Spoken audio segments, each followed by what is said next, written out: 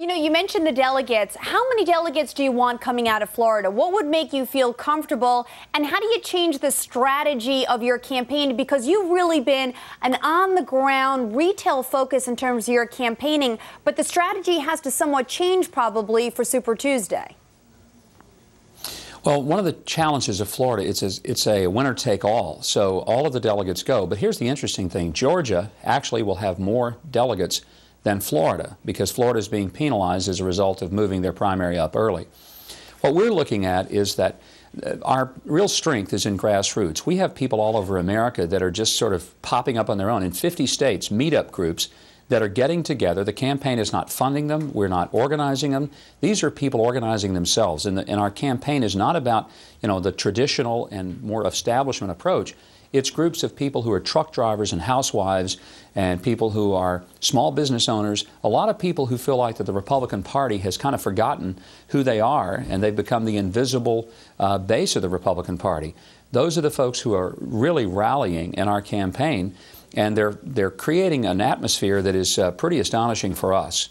You know, with 23 states, though, you mentioned a lot of those situations, small business owners, truck drivers.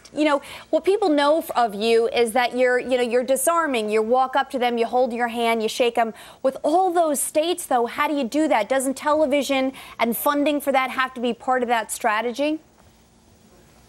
Well, it is, and we're running some national television right now that gets us to all these states, because it's just too expensive to try to go into local areas of that many states. So our strategy is national television, which we're on now.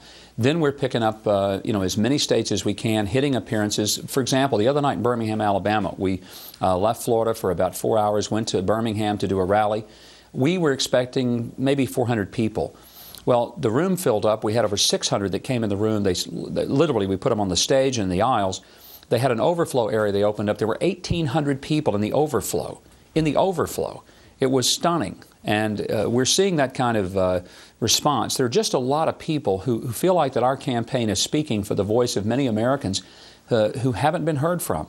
And, small business accounts for 50% of the jobs in this country and 80% of the new jobs. And yet small business struggles today because of the tax system that really makes it tough, the incredible paperwork that the government sticks on small business owners, the regulatory environment. It's very difficult, and we've got to start making it so free enterprise really works for small business owners.